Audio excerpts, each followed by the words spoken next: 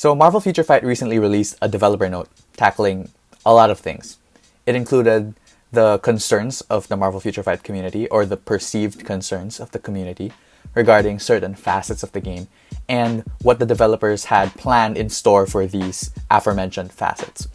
And while it wasn't perfect, there were some concerns going through the note. I'm taking this to mean that Marvel Future Fight is finally willing to listen to their player base regarding the game's issues. And the note did seem a little confused at times, and that's why I want to make this short series of videos where I go in depth and discuss the topics that were mentioned in the note, one by one, in order to get my thoughts out there. So I want to make a short disclaimer as well. My thoughts here don't reflect the Marvel Future Fight community as a whole. I'm just a rather small voice in this community, so I cannot do justice for everyone here. But what I say in these videos will be me trying to take into consideration what I've heard people ask for over my many years of playing the game, as well as ideas that I have had and have kept to myself until now. Again, my voice is only one of many people in a large community, and it's not even that big a voice. But I want to give the Marvel Future Fight devs a chance to improve their game, and I want to be a part of that by contributing my thoughts. So I want to start with the very first point that was addressed in the note, which is timeline battle. So I want to first discuss what timeline battle is currently. So timeline battle is a very simple game mode in the current state of Marvel Future Fight. It's a game mode that you can play 10 times every day, though you can opt to pay for more entries with crystals. You're allowed to bring in a team of 3 characters from your roster, provided that the characters are not on the week's ban list. Once in, players will be matched with another player who is close to or equal to their current ranking on the timeline league. The player can then opt to fight the team. However, if they want to face higher ranked opponents with the benefit of having a higher points reward, they can press the Search New Opponent button and pay a small gold fee in order to find a new opponent, just like the button says. Once you press fight, you'll enter a match, and the fight will begin after the timer goes down. Now, the way that fights work in the current iteration of timeline battle is that your team starts off with all of their skills off cooldown, while the opposing team will have access to all their skills immediately. It also must be noted that the opposing team is controlled by an AI that dictates the skills that they use. The team that defeats all 3 other characters will be deemed the victor. And if you're able to beat the opposing team with a single character, you get a small ace bonus. Using recommended characters on your team also contributes a small bonus whenever you win a game. At the end of each week, your position on the league that you're in will provide you with a certain amount of rewards. That includes crystals, some gold, and some level 5 XP chips. And depending on whether you're on the upper bracket, the upper 20% bracket, or the lower 20% bracket, you will be promoted or demoted between leagues. So that being said, I want to discuss the problems that timeline battle faces as a game mode. So first of all, there's a massive disparity between new players and long-time players. A new player can go into their new account with very limited characters, go into the lowest league in timeline battle, and have to face tier 3 Jean Greys, tier 3 Silver Surfers. Basically, they're facing endgame characters that veterans and long-time players face in the highest league of timeline battle. This means that there's no sense of progression. They don't feel like they're getting better from the start of their timeline career to the end because they're basically facing the same types of characters. There's no sense of balance in terms of the matchmaking. And there's a very defeating feeling that's being pushed toward these players. It's basically saying, you have no chance of winning in this game mode unless you get these characters. So they're going to have to take loss after loss until they can acquire these characters in some way. This kind of ties into the next problem, which is that the meta is centered around a group of around 5 to 10 characters, and has almost no variation week to week. If you look at the timeline teams this week, you're going to see a lot of teams that compose of Silver Surfer, Jean Grey, Colossus. There might be some variation here and there. Black Widow might be thrown in. Colossus might be replaced by Taskmaster or Mystique. But beyond that, you won't see any other character. Well, maybe you might see the odd Destroyer to counter Silver Surfer. But again, beyond those, you won't see any at the very top of Vibranium. And why is that? That's because these characters are so dominant for PvP that it doesn't allow for any variation. Characters who are moderately good for PvP never get a shout in because it's kind of a waste of resources building these characters, given that the limited characters who the meta revolve around can get by on their own. Additionally, the ban list that Timeline Battle rotates through gives a lot of priority to these dominant characters.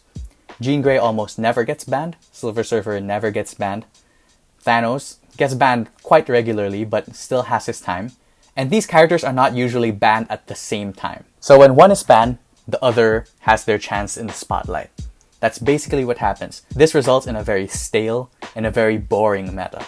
The next problem is that the points and the ranking system do not reflect the level of quality in players, and this only serves as proof that a player has invested time into playing the game mode. Time and or resources, because again, you can pay for more entries to increase your points total, right? Because Timeline Battle is quite an easy game mode. The AI is not very smart, and if you learn the way the AI controls opposition players, you can very easily find ways to beat them. This means that the amount of points that you get per week isn't really dictated by how good you are at playing the game mode. It's mostly dictated by how much time did you spend finding the highest point opposition, how much time did you spend thoroughly going through your 10 runs a day, or did you spend 125 crystals to get another 10 entries, etc., etc. Another problem is that the rewards are poor and does not benefit a player for performing better in the game mode. I have a couple of friends who play Timeline Battle by letting it run on auto. They leave it on auto and they don't pay attention to it until it's done. Me, I like to play the game by finding the highest point opponents and going against them every week. And the difference in rewards that we get is about 60 to 80 crystals. 60 to 80 crystals for a week's worth of effort. That's insane. They get about 140, I get about 180 to 200. So it's kind of ridiculous. I put a lot more effort in the game mode than they do, and I don't get compensated for it. And this is me, a player who does not pay for extra entries. There are people who go the extra mile and pay for extra entries only to not reach a high enough rank to get a crystal profit. So similar to many game modes in Marvel Future Fight, the rewards don't reflect the effort that we as players put into the game mode. And lastly, being Marvel Future Fight's prime PvP game mode, it doesn't feel like a true player versus player experience. And to me anyway, it feels more like a less damage-oriented PvE game mode. I don't feel like the players that I'm going up against have any say in how I fare against them. All they can do is basically set their team for the week. After they set their team, it's up to me to find ways to dismantle the AI's controlling of them, and that's it.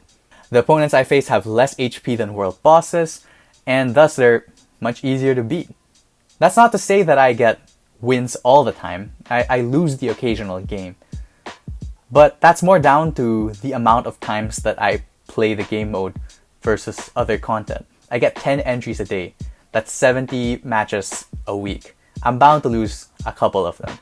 But it doesn't feel like there's any sort of control that players have in defending with their team. I think that's a very big negative toward a PvP game mode.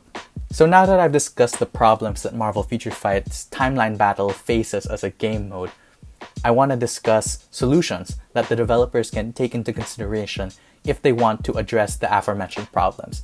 Now, these are just solutions that I think would benefit the game. But that being said, I think they would go a long way in making Timeline Battle the premier PvP game mode that it should be. So the first solution I want to bring up is to create a space in the game mode that puts all players on a level playing field in order to create designated spaces for new players and long-time players. Now, this could come in the form of a separate league where, let's say, no uniforms are allowed. Or let's say all card stats are ignored. Or better yet, this separate league could have all stats maxed out for all characters. So all characters who go in would have 50% skill cooldown, max crit damage, max crit rate, etc., etc. Either way, it would either negate all stats for characters or max out all stats for characters, allowing for a level playing field between new players who are in the game mode and veteran players. Now, the rewards, and I cannot stress this enough, the rewards of winning in the new player game mode and the veteran player game mode have to be vastly different. The mindset that new players have to develop when playing the game modes has to be, okay, I'm winning in this easier game mode, but the rewards, if I go to the harder game mode, are a lot better, so I should be working toward being able to win in the harder game mode. You want the new players to be able to feel happy that they're winning right now, but you also want them to strive for more, and you have to give them a reason to strive for more. And I think doing it this way would address the concern that I brought up earlier regarding the disparity between new players and longtime players. The second solution I have in mind is to enforce stricter bans on characters who get used frequently. These bans have to come in a lot harder than they do right now. One of Silver Surfer, Jean, and Thanos cannot be banned week after week. At least 2 of them have to be banned week after week. Better yet, all 3 of them have to be banned on certain weeks. This would allow for a variety of different characters to come into the fray and allow for the meta to become more diverse. It would allow for people to give other characters a chance in their timeline team. It would allow for people to discover new characters that are difficult to play against. And more importantly, it would be a breath of fresh air for many of us who have played Marvel Future Fight for a very, very long time. Similar to the solution that I brought up, mechanics can be created in-game to specifically target used characters in order to encourage other characters to be used. Let's take a look at 2 of the biggest characters in Timeline Battle right now, Silver Surfer and Jean Grey. A big part of their kit that makes them very good for Timeline Battle right now would be their revive. Now that's not the only thing, but it's a big factor as to why they're very good in Timeline Battle. So when I say specifically targeting these types of characters, you could have a week where, say, no characters can revive. This would take away a significant strength that their kit has and would encourage people to think, okay, Jean Grey and Silver Surfer aren't as good this week. Maybe I should give someone else a chance. Again, this idea comes from the same goal of having a more diverse meta and encouraging people to use different characters when they play Timeline Battle. Another solution that I have in mind is to allow for players to set skill rotations for the AI to use against other players. Now this will address the concern that I have that players have no control in the way the AI defends using their team. Now if the players could input a skill rotation, like let's say if my Jean were to defend against other teams, I would have her use her 5th skill first, her dreaded 5th skill first, and then her 3rd skill so that she would get her healing. Now this would force players to think, okay, she's going to open with the 5th skill. I'm basically screwed. So maybe that's not a good example, but again, it would allow for the player on the defending side to have some sense of agency in the battle and would allow the game to feel more like a player versus player experience. Another way to fix Timeline Battle is to move away from arranging leagues in a hierarchical order and allow a space for leagues to offer different challenges for players and to exist at the same time. Now, the type of league system that we have right now is hierarchical. It goes from bronze, silver, gold, platinum, vibranium. But like I said earlier, that doesn't really mean anything. The same characters you face in vibranium are present in the bronze league. Now, a different way to do this would be to have different leagues that offer different challenges. Imagine a Timeline Battle where you have 5 leagues open in a single week that you can choose to participate in. One of them would be Inhumans only. The other one would be Mutants only. The other one would be Asgardians only. The other one would be Supervillains only. And maybe the other one would be, let's say, Blast types only, or Combat types only, or something like that. Maybe better conditions could be thought of, but it would be a space for players to choose which league they could compete in order to maximize the advantages that their roster has.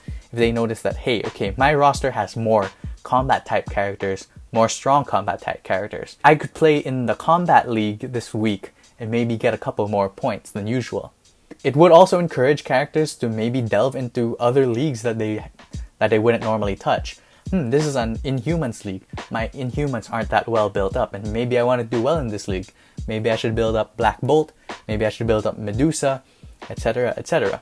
Again, it all stems from the idea of encouraging other players to use less used characters in their roster. One thing that I would want to see is some form of live PvP in Marvel Future Fight. Now, I know there are some players who will bring up that Marvel Future Fight has tried live PvP in the past and it hasn't worked, which is why I understand if Netmarble does not want to go this route again.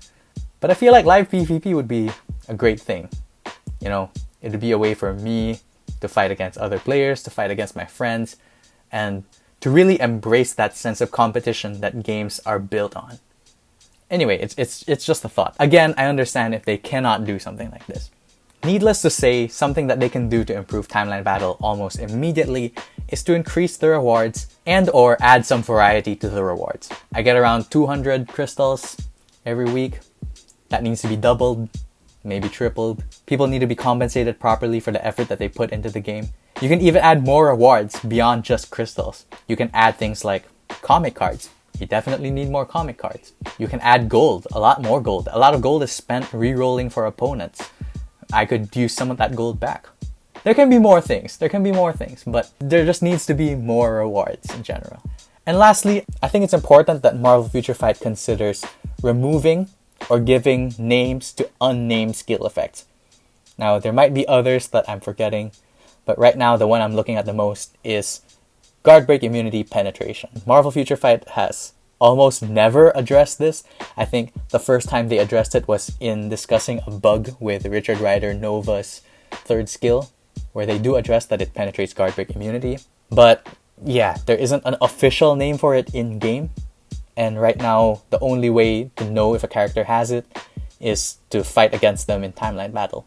For real. Things like this kind of reduce the legitimacy of the game mode and make it feel more unfair for players who are less familiar with the mechanics. So those are my thoughts on how to fix Timeline Battle in Marvel Future Fight.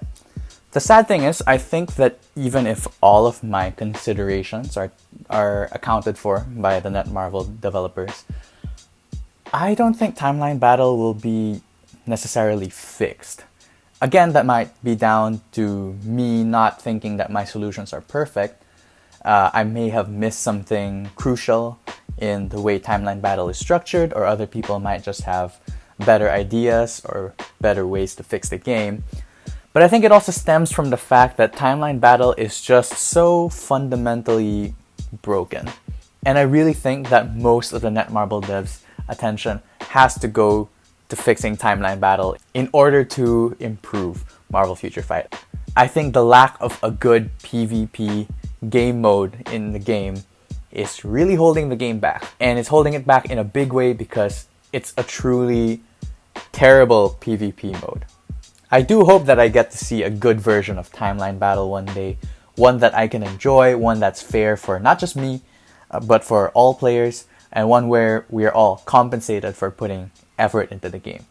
So I think this video has gone on for long enough. If you've made it all the way to the end, I want to say thank you so much for sticking around. Not a lot of people do.